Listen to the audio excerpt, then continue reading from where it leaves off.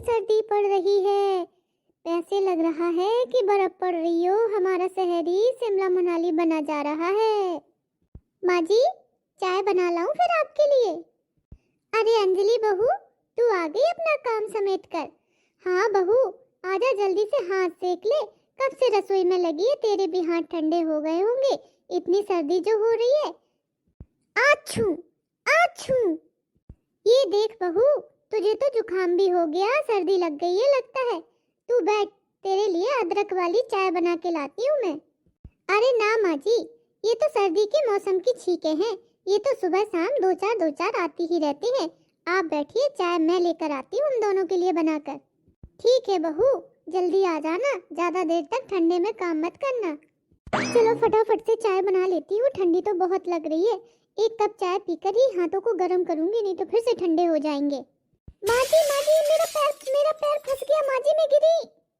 अरे बहू बहू, जरा संभल के संभल के। उई माँ, माँ जी मैं तो गिर गई, मुझे तो चोट लग गई। अंजलि बहू उठो, हाथ दो अपना मुझे।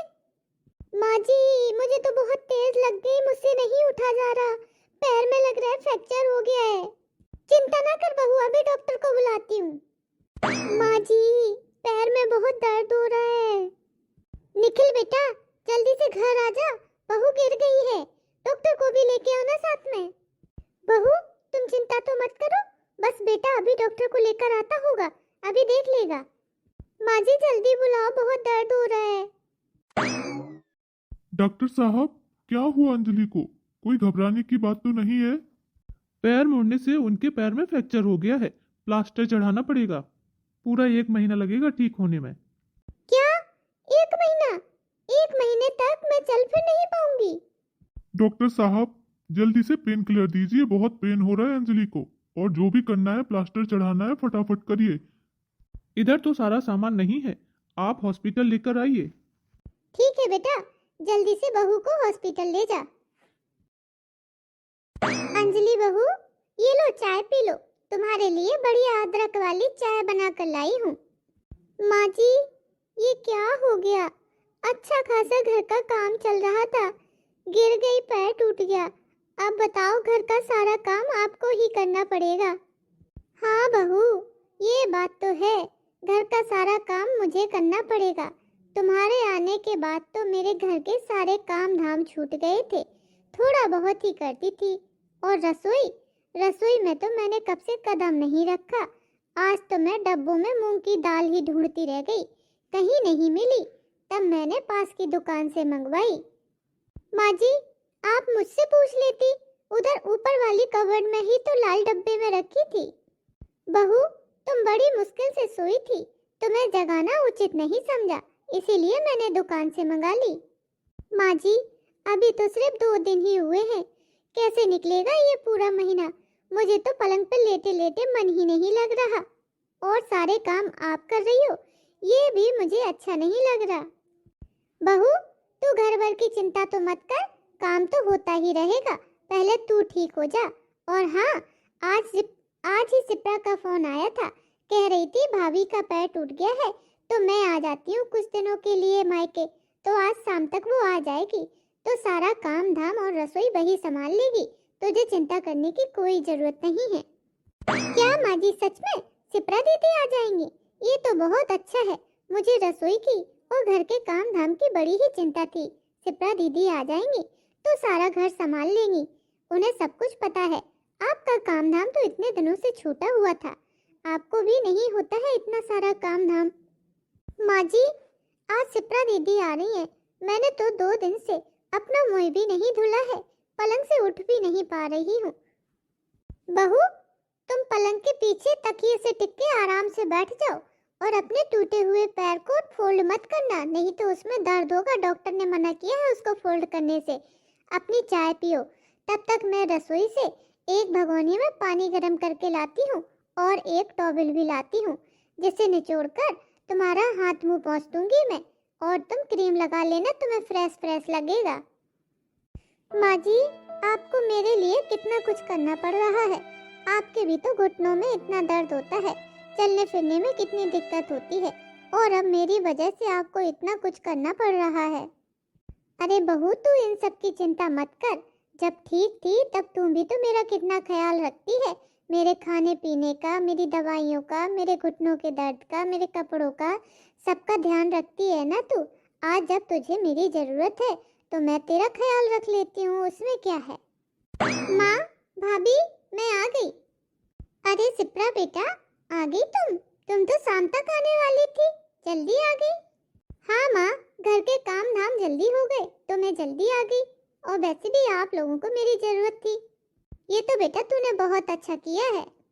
दीदी, आप आ गई, आपको देखकर मुझे बड़ा अच्छा लग रहा है। हाँ भाभी, क्यों ना आती, आपको मेरी जरूरत थी तो मैं तो आना ही था। चलो बैठो बेटा, मैं तुम्हारे लिए चाय बनाकर लाती हूँ। अरे माँ, अब आप रहने दीजिए, वैसे भी आपके घुटनों में दर्द होता है, और फिर मैं इधर मेहमानी करने नहीं आई हूँ, चाय मैं बनाकर लाती हूँ। और देखो तो माँ, घर कितना अस्त व्यस्त फैला हुआ है। 2 दिन के लिए भाभी बिस्तर पे क्या गई, पूरा घर फैला पड़ा है, चारों तरफ खिलौने फैले हुए हैं। ये खिलौने किसके हैं? अरे बेटा, एक दूर के रिश्ते की चाची देखने के लिए आई थी, उनके साथ छोटे छोटे बच्चे थे, तो वही ये सब खिलौने फैला गए हैं। अच्छा ठीक है माँ, कोई बात नहीं, मैं ये सारी चीजों को समेटती हूँ, पहले आपके लिए चाय बना लाती हूँ। बहू, अब तुम्हारा पैर कैसा है? माँ जी, आपकी और दीदी की वजह से मेरा पैर अब बिल्कुल ठीक है, बस चलने फिरने में थोड़ा बहुत दर्द होता है, वैसे तो प्लास्टर भी कट गया है, उतनी तकलीफ नहीं होती है। और सच में दीदी, आज आपकी वजह से इतना सब कुछ हो पाया है। मैं अगर बिस्तर पे थी तो आपने सारा घर संभाल लिया, सारे काम धाम, दोनों समय का खाना, घर की साफ सफाई। सच में दीदी, आप बहुत अच्छी हैं, थैंक यू। अरे भाभी, इसमें थैंक यू की क्या जरूरत है। जब मेरी शादी नहीं हुई थी, इस घर में थी, तब आप भी तो मुझे पूरा सपोर्ट करती थी, मेरी पढ़ाई से लेकर मेरे काम धाम में, मेरी स्कूल की कॉलेज की प्रोजेक्ट फाइल बनवाने में कितना कुछ मेरी हेल्प करती थी। और फिर शादी में तो आपने कितना सारा काम किया था, तो इतना तो मेरा फर्ज बनता ही है आपके लिए। आप भी तो मेरे लिए कितना कुछ करती हैं। हाँ बहू, ये सोचकर तुम्हें ज्यादा परेशान होने की जरूरत नहीं है, ये सब तो हमारा भी फर्ज बनता है। माँ, ससुराल से फोन आ रहा है, एक बार करके देखती हूँ। अरे सिप्रा बेटा, तू कहाँ है? जल्दी से घर वापस आ जा, हमारे ऊपर तो बहुत बड़ी मुसीबत आन पड़ी है। अरे माँ जी, आप इतना क्यों घबरा रही हो? क्या बात है, मैं समझी नहीं, क्लियर बताइए। अरे बहू, हमारी बाजार वाली जो दुकान थी ना, उसमें बहुत आग लग गई है, सारा सामान जलकर खाक हो गया है। बहू, हम तो सड़क पर आ गए, हमारा सब कुछ बर्बाद हो गया, कुछ भी नहीं बचा। बेटा जल्दी से आ जाओ। क्या क्या हुआ दीदी? आप इतनी परेशान क्यों दिख रही हो फोन पर? सब ठीक तो है ना? सिप्रा बेटा, क्या हुआ, इतनी परेशान क्यों हो? माँ, अब मुझे वापस जाना पड़ेगा अपने ससुराल। हमारी बाजार में जो सबसे बड़ी वाली दुकान थी ना, उसके गोदाम में आग लग गई है। दुकान और गोदाम दोनों जलकर खाक हो गया है माँ, हम तो बर्बाद हो गए, बहुत नुकसान हो गया माँ। क्या कह रही हो बेटा, इतना नुकसान हो गया? चलो मैं भी चलती हूँ तुम्हारे ससुराल। दीदी, मैं भी चलूँ क्या? ना भाभी, आप रहने दो, आपके पैर में अभी दर्द होगा, उतना चलना फिरना आसान भी नहीं है, मैं जाती हूँ। भगवान करे ये खबर झूठ हो, ऐसा कुछ भी ना हो, सब कुछ सही सलामत हो। बहू, जल्दी से सारे काम समेट लो, फिर याद तो है ना हमें सिप्रा के घर जाना है। हाँ माँ जी, मैं इस बात को कैसे भूल सकती हूँ, बस जल्दी जल्दी सारा काम समेट रही हूँ। और हाँ, मैंने बच्चे के लिए बहुत सारे खिलौने और कपड़े भी खरीद लिए हैं। अब हम जल्दी से जाकर सिप्रा दीदी के बच्चे को देखेंगे। कितनी ज़्यादा इच्छा हो रही थी मुझे अपनी उसको अपनी गोदी में लेने की, खिलाने की, आज वो पूरी हो जाएगी। हाँ बहू, सही कह रही हो। चलो, बच्चे के लिए कुछ सामान तो मैंने भी ले लिया है, और सिप्रा के खाने पीने के लिए भी सामान खरीद लिया है मैंने। माँ जी, क्या हम सिप्रा दीदी को अपने साथ इधर नहीं ला सकते हैं? नहीं बेटा, अभी नहीं ला सकते हैं, और जब तक बच्चा 1.25 महीने का नहीं हो जाता है कहीं नहीं जाता है, अभी तो उसे अपने घर में ही रहना पड़ेगा। पर माँ जी, देखो ना कितनी गर्मी पड़ रही है, उनके घर में तो अब ऐसी कोई व्यवस्था भी नहीं है, कितनी दिक्कत हो रही होगी सिप्रा दीदी और बच्चे को ऐसी गर्मी में। हाँ बहू, इस बात का दुख तो मुझे भी है, लेकिन क्या कर सकते हैं, अब भगवान को जो मंजूर था, पूरा उसका दुकान गोदाम जलकर खाक हो गया। बेचारी को अपना घर बेचना पड़ा और एक टूटे फूटे पुराने घर में रहना पड़ रहा है।